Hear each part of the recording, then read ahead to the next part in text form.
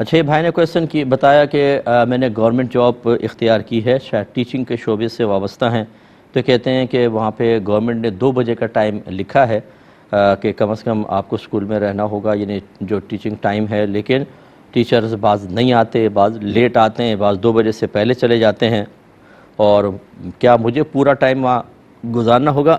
جبکہ جب میں نے ہیڈ ماسٹر سے بات کی تو انہوں نے کہا بھائی سب ایک دوسرے کو دیکھ کے ایسے ہی کرتے ہیں، اور بعض اوقات بچوں کو بھی جلدی چھٹی دے دیتے ہیں، تو کیا حکم شرع ہوگا؟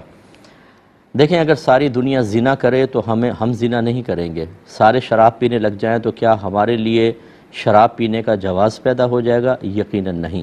اگر سارے گھروں کو لوٹنے لگیں تو کیا ہم بھی گھروں کو لوٹنے لگیں گے؟ نہیں۔ تو بس جواب یہ ہے کہ اگر سارے دنیا غلط کام کر رہی ہے، آپ کو شرعی تقاضا پورا کرنا ہی ہوگا۔ جب ایک شخص کسی ادارے سے خاص ٹائمنگ کے اندر وابستہ ہو جاتا ہے، اس کی سیلری لیتا ہے، تو اس کو اجیر خاص کہتے ہیں۔ اب اجیر خاص جب آپ بن گئے تو 2 وجوہات کی بنا پر آپ کو تنخواہ ملے گی، آپ تنخواہ کے مستحق ہوں گے، ورنہ تنخواہ کا پیسہ لینا حرام ہوگا۔ پہلی چیز تو یہ کہ جو ٹائمنگ ہے اس میں آپ اس مقام پر حاضر رہیں، چاہے کام نہ ہو۔ چنانچہ اگر صبح فرض کر لیں 8 بجے اسکول لگتا ہے اور 2 بجے تک، تو آپ کو اس ٹائمنگ میں وہاں پر موجود رہنا ہی ہوگا۔ اور دوسری بات یہ کہ جو کام سپرد کیا جائے وہ کام کرنا ہوگا۔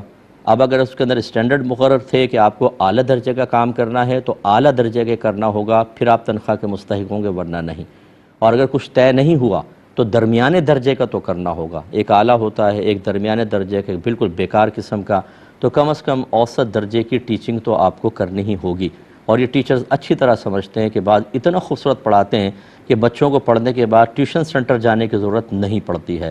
بعض ایسے ہوتے ہیں کہ جو تھوڑا پڑھاتے ہیں اور تھوڑا جان بوجھ کر مس کر دیتے ہیں، وہ مطلب یہ کہ بعض اوقات اشارے کر دیتے ہیں ٹیوشن سینٹرز کی طرف، اور بعض ایسا پڑھانے والے ہوتے ہیں جو بالکل سر سے گزر جاتا ہے، بچے بس یوں دیکھتے رہتے ہیں اور ٹیچر کا پتہ نہیں چلتا کب اس نے شروع کیا کب ختم کیا۔ ناراض متوں کو ٹیچر، لیکن ایسا کرتے ہیں۔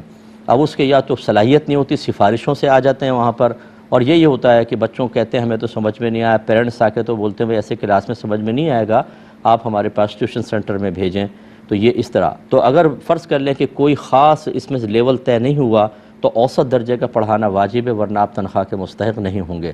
لہذا اب اگر کوئی جاتا ہے، لیٹ آتا ہے کچھ، آپ اپنے وقت پر آئیں، ٹھیک 2 بجے وہاں سے نکلیں، چاہے وہ سارے بچوں کو بھگا دیں، لیکن آپ کو وہاں پر اپنا ٹائم اسپینڈ کرنا ہوگا، تبھی آپ تنخواہ کے مستحق ہوں گے۔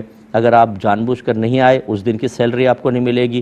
اگر آپ 1 گھنٹے پہلے نکل گئے تو آپ جو پوری سیلری اس کو 30 سے ڈیوائیڈ کریں تو پر ڈے کا نکل آئے گی سیلری، اور اس میں جو جتنے آورز ہیں، اگر 5 گھنٹے 5 سے اس کو تقسیم کریں تو ہر گھنٹے کا آپ کو آپ کی سیلری کا مطلب اماؤنٹ نکل آئے گا۔ اگر 1 گھنٹہ آپ لیٹ ہوئے یا پہلے چلے گئے، اتنا اماؤنٹ آپ کو مائنس کرنا واجب ہوگا، ورنہ آخرت میں وبال جان ہے۔ یہ جتنے بیچارے گورنمنٹ امپلائی ہوتے ہیں، خاص طور پر ٹیچرز، خاص طور پہ پسماندہ علاقوں کے ٹیچرز، کہ سالہ سال سے تنخواہیں لے رہے ہیں، نہ بچوں کو پڑھاتے ہیں نہ کچھ، یہ آپ کو راحت و سکون بس عارضی ہے۔ یہ اتنا بڑا وبال ہے کیونکہ اس میں حقوق العباد کے مسائل بھی ہیں، اور آپ کو میدان معاشر میں جب کھڑا کر کے آپ کی نیکیاں اس پیسے کے بدلے میں نکالی جائیں گی تو پھر وہاں پتہ چلے گا کہ کس قدر ہم نے نقصان کا سودا کیا تھا۔ اس لیے خدا را اللہ اس کے رسول کو اہمیت دیں، ماحول کو نہ دیں، لوگ کیا کہہ رہے ہیں یہ نہ دیکھیں، لوگ دنیا کس طرف جا رہی ہے اس کو چھوڑ دیں، دنیا بھی یہیں رہ جائے گی، لوگ بھی یہیں رہ جائیں گے، ان کی باتیں بھی یہیں رہ جائیں گی۔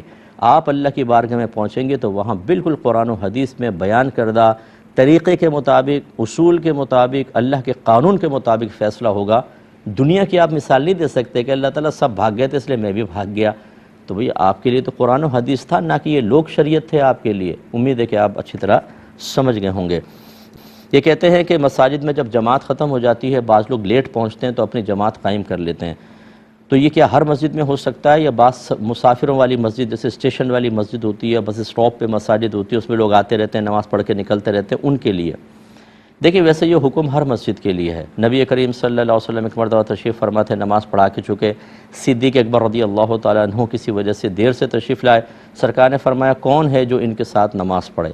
تو یعنی انہوں نے باقاعدہ جماعت کے ساتھ، اور اس طرح دیگر صحابہ بھی سے ثابت ہے کہ لیٹ ہو جانے پر جماعت قائم کی گئی ہے۔